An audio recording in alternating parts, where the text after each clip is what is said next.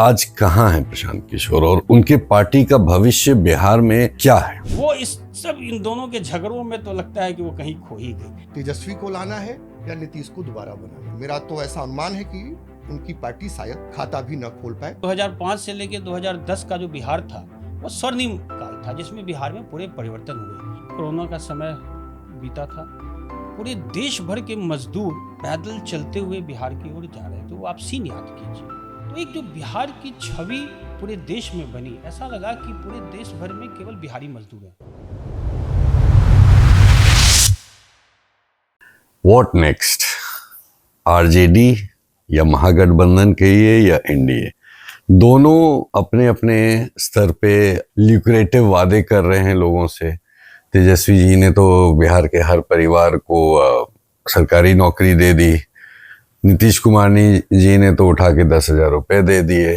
उसके बदले में तेजस्वी जी बोल रहे हैं बटाईदारों का रजिस्ट्रेशन करवाएंगे। अभी क्या फैक्टर सबसे ज्यादा आपको लगता है कि 6 तारीख के बाद असर करेगा वोट पर? बस जी आप बताएं। देखिए, चुनाव से पूर्व नीतीश कुमार ने जो 3-4 बड़ी महत्वपूर्ण जो घोषणाएं नहीं की, बल्कि वो इम्प्लीमेंटेशन में हो गया। वो चुनाव को बहुत मतलब वो इम्पैक्ट कर रहा है और बहुत नीचे स्तर तक उसका प्रभाव गया है। जैसे देखिए, जो सोशल सिक्योरिटी स्कीम के था जो पेंशन मिलता था वो 400 रुपये से बढ़ के 11,000 रुपये हो गए। 10,000 रुपये महिलाओं को, हर जीविका दीदी को तत्काल चला गया, उनके अकाउंट में चला गया। और 125 यूनिट बिजली फ्री वो होने लगा। वो जैसे दिल्ली में वो वैसा नहीं है कि अगर आपके पास अगर 125 यूनिट से ज़्यादा बिजली आ गया तो वो 125 वो माइनस ही होगा, 125 काट के ही आपके पास वो आएगा। हाँ, तो इन तमाम घोषणाओं को जनता पे उसका प्रभाव पड़ा है। अब इसको 2 वेज भी कह सकते हैं, क्योंकि तेजस्वी ने रोजगार की बात की तो इन्होंने इसको इससे काउंटर किया, यो अंडा और आया कि मुर्गी आया, वो वाली बात हो सकती है। लेकिन अंततः चुनाव में इससे जनता को ये तो तात्कालिक राहत रही कि कुछ उनको सामाजिक सुरक्षा की योजनाओं का लाभ हुआ। तेजस्वी जी जो रोजगार के बात कह रहे हैं, भले ही वो प्रैक्टिकली थोड़ा मुश्किल हो, हाँ मुश्किल हो, और नहीं, इसमें एक चीज है ना कि तेजस्वी जी जो बोल रहे हैं, तेजस्वी यादव, वो बोल रहे हैं 3 करोड़ लोगों को, मतलब हर एक परिवार में एक सरकारी नौकरी, जबकि एनडीए का जो डिक्लेरेशन है कि या तो सरकारी नौकरी या रोजगार का उपाय। ये दोनों में बहुत फर्क है। देखिए, बहुत फर्क है। अभी जो बिहार में जो सर्वे हुआ, उसमें कास्ट सर्वे, उसमें वो बिहार में करीब मेरे ख्याल से 2.76 करोड़ परिवार हैं। उसमें 37 लाख के पास नौकरी है। हाँ, 55, थोड़ा सा ज़्यादा, उससे 55-56 लाख के आसपास ऐसे। तो करीब 2 करोड़ से ऊपर ऐसे परिवार हैं जिनको सरकारी नौकरी देनी है। अब 30,000 की भी नौकरी देते हैं तो वो कहाँ चला जाएगा? हमारा कुल बजट ही जो है वो 3.17 लाख करोड़ का है बिहार का, अभी 2025-26 का। उसमें जो इस तरह के जो पेंशन है, सैलरी है, नीतीश कुमार जी ने जो भी घोषणाएं की हैं इस चुनाव में और चुनाव पूर्व, अगर वो सचमुच ज़मीन पे उसको लाया जाए तो हमारा जो कुल बजट है ना, उसका 80% तो इसी में खर्च हो जाएगा। क्योंकि उनका कहना है कि हम पहला जो घोषणा करेंगे, हमारी पहली कैबिनेट होगी, उसमें हम इसको कानून बनाएंगे और उसको लोगों को देंगे। अब उन्होंने इसको कैलकुलेशन किया नहीं किया, तो कई दफ़ा राजनीति में वो जुमले, हाँ, या इस तरह के जो जुमले हैं ना, वो लोगों को अपना वोट खींचने के लिए इस्तेमाल करते हैं। बिहार में अगर आप पर कैपिटा इनकम देखिए तो वो लगभग 67 हज़ार के आसपास है, और नेशनल जो हमारा औसत है वो 2 लाख से ऊपर है। अगर 20 साल भी, अगर इस खाई को भी हम पाटेंगे तो इसमें 20 साल से ऊपर लग जाएगा।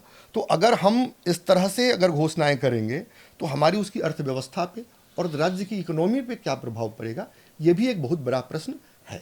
अगर मैं इस इलेक्शन से थोड़ा आगे बढ़ता हूँ और महागठबंधन के जोड़ को देखता हूँ, तो जैसे और जगह पर रहा है या पहले हमने देखा है कि बहुत सारी पॉलिटिकल पार्टीज महागठबंधन से निकली, वापस आई, फिर निकल गई, और बिहार इलेक्शंस में सीट का बंटवारे को लेके हो, चाहे चीफ मिनिस्टर का नाम को फाइनलाइजेशन, जिस तरह का अनस्टेबल मतलब कोर्स रहा है महागठबंधन का, क्या ये पॉसिबिलिटी है कि अगर गलती से भी अगर महागठबंधन को ज्यादा सीट मिल गया तो सरकार बनने से पहले ये टूट सकता है।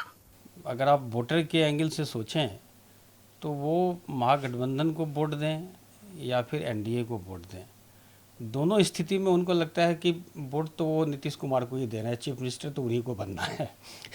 ऐसी परिस्थितियां बन जाती है कि आप इधर दें तो भी वो बन जाते हैं, उधर दें तो भी वो बन जाते हैं। क्योंकि देखिए बिहार बहुत फ्रैक्चर्ड, अगर आप देखें कास्ट के एंगल से, तो हर पार्टी का एक अपना कास्ट बेस है, तो उसमें ये पॉसिबिलिटीज़ होती है अलाइनमेंट रीअलाइनमेंट की, क्योंकि वो कास्ट बेसिस पे अलाइनमेंट हो रहा है, रीअलाइनमेंट हो रहा है। तो कोई श्योर नहीं हो सकता कि आप जिसको वोट दे रहे हैं वो रहेगा कि कोई और हो जाएगा। और अगर आप देखें तो आइडियोलॉजिकली केवल दो पार्टियां हैं जो शायद एक दूसरे से नहीं जुड़ सकें, एक तरफ बीजेपी है, दूसरी तरफ कांग्रेस या आरजेडी है। बाकी जितने पार्टियां हैं वो कभी कभी किसी के साथ हैं, कभी किसी के साथ रहे, तो उनका कोई आइडियोलॉजिकल जो रिलेशनशिप होता है वो शायद किसी के साथ नहीं है। जब महागठबंधन और इनके कैंडिडेट्स डिक्लेयर हो रहे थे तो अंतिम मोमेंट तक दोनों गठबंधन डिसाइड नहीं कर पा रही थी। कहा जा रहा था कि एनडीए ने 8-10 सीटें छोड़ के रखी है क्योंकि मुकेश सहनी अंतिम समय में आ जाएंगे। ऐसे ही चल रहा था कि चिराग पासवान शायद निकल जाएंगे तो जनसुराज के साथ जुड़ सकते हैं। बीच में चला कि जो हम और कुशवाहा हैं वो महागठबंधन की तरफ जा सकते हैं। तो आप समझ सकते हैं कि जो चुनाव पूर्व जो गठबंधन बनते हैं, जब वो पहले से किसी को पता ही नहीं है कि कौन सा गठबंधन, अंतिम दिन जब लगा कि अब आज अगर डिक्लेयर नहीं किया तो पता चला कोई रहेगा ही नहीं कैंडिडेट, और ये स्थिति बन गई कि कम से कम 15-20 जगहों पे एक ही गठबंधन के लोगों ने दो अलग अलग पार्टियों ने अपने नॉमिनेशन फाइल कर दिए। उसके लिए फिर अलग से बैठकें हुई। अभी भी कई स्थान ऐसे हैं जहाँ कहीं पे वीआईपी का भी कैंडिडेट है तो आरजेडी का भी कैंडिडेट है, अभी भी ऐसे है। बिहार की राजनीति बड़ी दूसरे प्रदेशों की राजनीति से बड़ी अलग थलग है। चुनाव के पूर्व नीतीश कुमार जी ने 10,000 रुपये सभी महिलाओं को दिए और लगभग सभी महिलाओं को ये एक आश्वासन भी दिया है कि अगर उद्यम के लिए ज़रूरत पड़ेगी तो 2 लाख उनको आगे दिया जाएगा। तो विगत अगर आप 2 चुनाव देखें, महाराष्ट्र और मध्य प्रदेश का या दूसरे स्थानों का भी, तो वहाँ पे जो लाडली बहना या इस प्रकार की माई बहन स्कीम सब, वो सब बहुत कारगर साबित हुई हैं और नीतीश कुमार महिलाओं के बीच में बहुत ज़्यादा पॉपुलर हैं। तो मेरा तो ये मानना है कि ये चुनाव अब जैसे जैसे नज़दीक आता जा रहा है तो वो नीतीश कुमार के 10,000 जो महिलाओं को दिए गए वर्सेस जो तेजस्वी यादव की हर परिवार में नौकरी, सरकारी नौकरी, उसके बीच होता जा रहा है।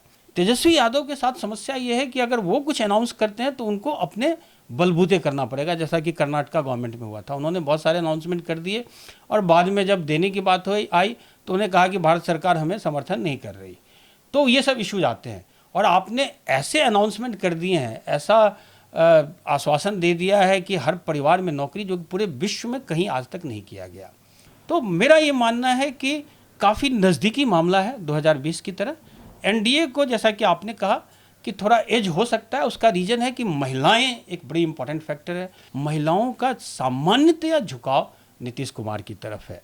लेकिन यदि ये प्रश्न चिन्ह उठ जाए कि नीतीश कुमार, और इसीलिए शायद प्रशांत किशोर ने और बाकी सबने उनके मानसिक स्थिति के ऊपर या उनके जो शारीरिक स्थिति है, हेल्थ का इशू है, उसके ऊपर सबने प्रश्न चिन्ह लगाए, ताकि उनको पता है कि नीतीश कुमार चाहे जिस पोजीशन में हो एक सिंबल अभी भी हैं, एक सुचिता के, एक, क्योंकि उनके ऊपर आज तक कोई आरोप नहीं लगा, परिवारवाद का कोई आरोप उनके ऊपर नहीं लगा। तो नीतीश कुमार एक ऐसे व्यक्ति हैं जिनके ऊपर इस प्रकार के आरोप, जो बाकी कोई पार्टी उससे अछूती नहीं है, ये सब आरोप नहीं लगे।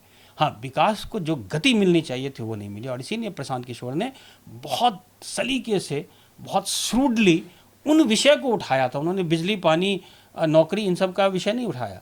उन्होंने नौकरी की तो बात ही नहीं करी, उन्होंने तो बात करी पलायन की, उन्होंने बात करी शिक्षा की, क्योंकि पता है कि बिहार, ये सब ऐसे मापदंड हैं जिसमें बिहार पूरे देश में सबसे निचले पायदाने पे है।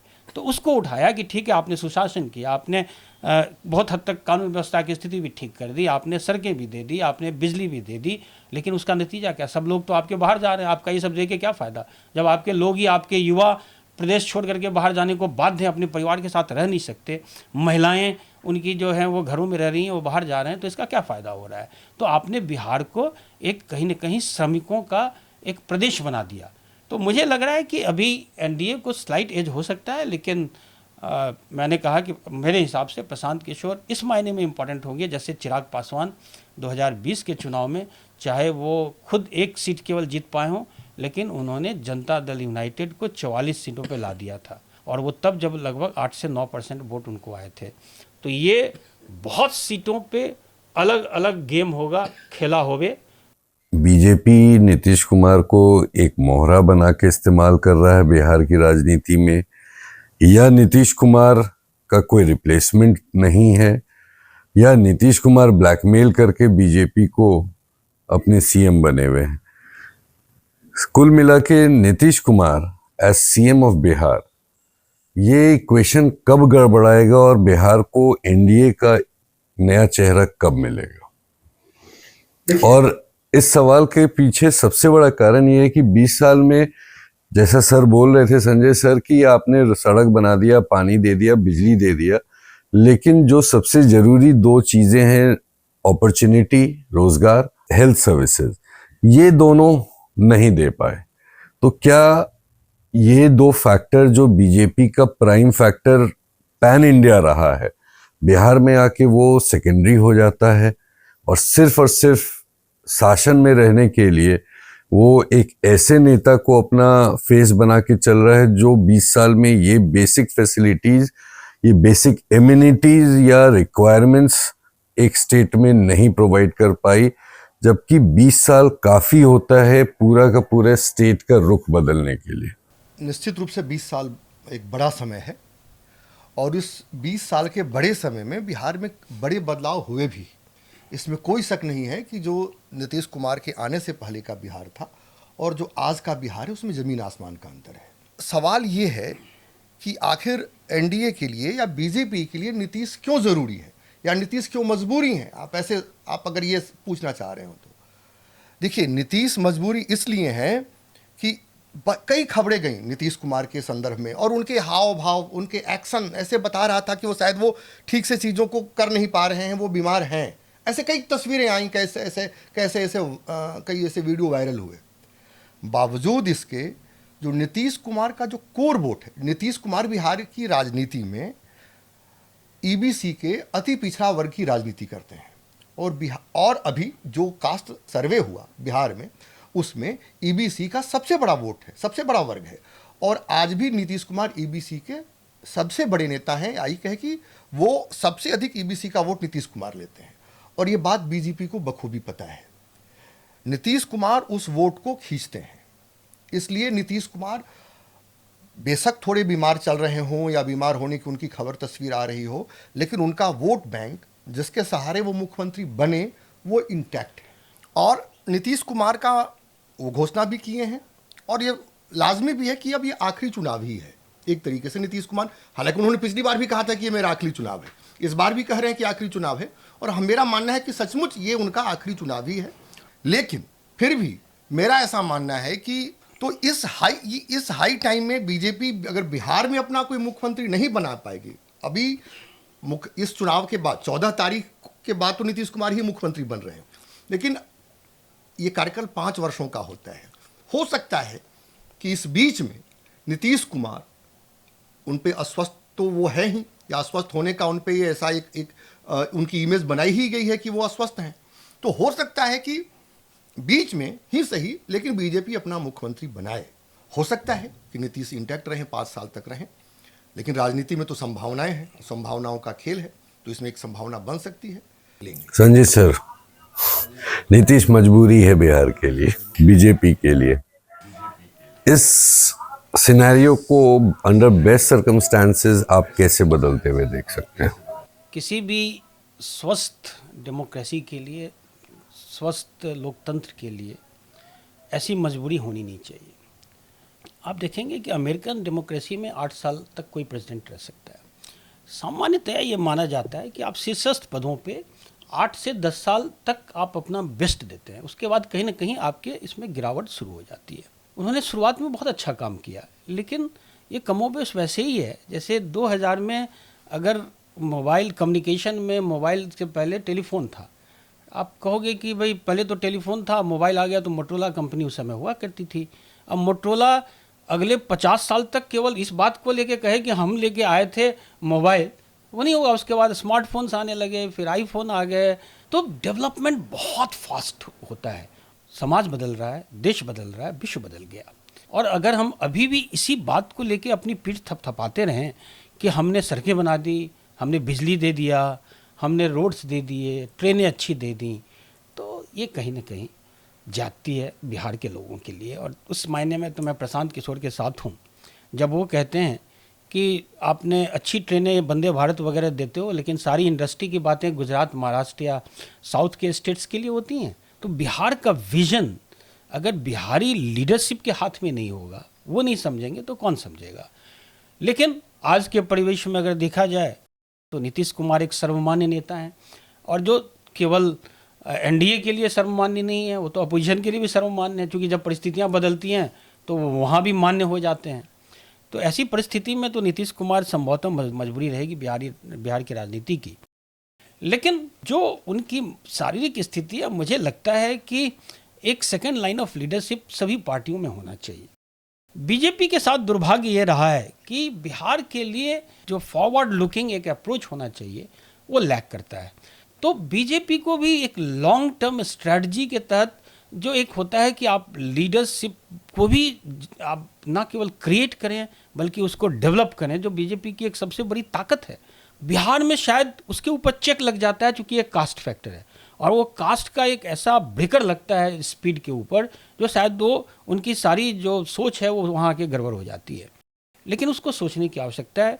लेकिन ये भी सही है कि बीजेपी अपने बलबूते आज भी बिहार में सरकार बनाने की स्थिति में नहीं है, और अगले कुछ समय रहेगी भी नहीं जैसा लग रहा है, क्योंकि जो सामाजिक जिस हिसाब से जो परिवर्तन हुआ है, जो कास्ट के आधार पे जो चेंज हुआ, और ख़ास करके जब ये कास्ट सेंसस आएगा, जब ये कास्ट सेंसस आने के बाद ये जो इक्वेशंस हैं जो कास्ट के, वो और टूटेंगे, और ग्रुप्स बनेंगे, और लीडर्स इवॉल्व होंगे। हर कास्ट का एक अपना लीडर होगा। अभी तो आपने देखा होगा कि पहले एक ज़माना था जब मंडल कमीशन आया तो पूरे ओबीसी, जिसमें सारे ओबीसी ईबीसी सभी समाहित थे, उसका एकमात्र सर्वमान्य नेता लालू प्रसाद यादव हुआ करते थे।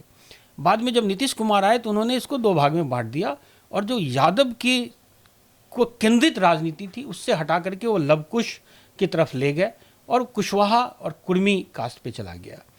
लेकिन उसके बाद आप देखें तो फिर कुशवाहा का भी फ्रेगमेंटेशन हो गया, बहुत सारे हुआ है। अभी आपने देखा होगा कुछ समय में कि निषादों को लेकर के एक सानी की पार्टी आ गई, वीआईपी पार्टी आ गई, कुशवाहा की पार्टी हो गई। अभी कुछ दिनों पहले एक पान समाज को लेकर के मिस्टर आईपी गुप्ता आ गए हैं, जिन्होंने 1 लाख से ज़्यादा की भीड़ गांधी मैदान में कर दी।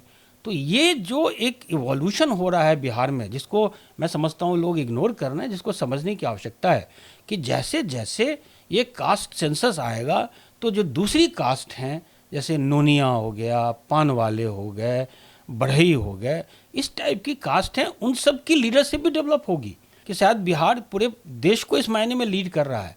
बिहार में जातिगत जो राजनीति थी, ग्रेजुअली वो चेंज हो करके, जो पहले एक जातिगत राजनीति हम लोग बात करते हैं, जाति की राजनीति, वो जाति की राजनीति नहीं थी, जाति समीकरण की, जाति के ग्रुप्स की राजनीति थी, जो अब एक्चुअली में जाति, सब कास्ट, या उसमें भी छोटे छोटे यूनिट्स हैं, उन सब के एस्पिरेशंस बढ़ रहे हैं। और जैसे जैसे एस्पिरेशंस बढ़ते जाएंगे वैसे वैसे उनके लीडर्स इमर्ज करेंगे। तो बिहार बहुत सारे जातियों के लीडर्स का, या सब जातियों का, छोटी जातियों का, सब कास्ट के ग्रुप के लीडर्स का एक समन्वय होगा, और उसमें जो समीकरण मेजॉरिटी को टच करेगा तो बेसिकली वो अरिथमेटिक हो जाएगा। तो अब बिहार जो है प्योरली अरिथमेटिक की ओर जा रहा है, जो मुझे लगता है कि एक बिल्कुल ऐसी चीज़ है जिस पे और रिसर्च करने की और सोचने की आवश्यकता है। लेकिन वर्तमान में ये सही है कि नीतीश कुमार के अलावा कोई ऐसा विकल्प दिख नहीं रहा।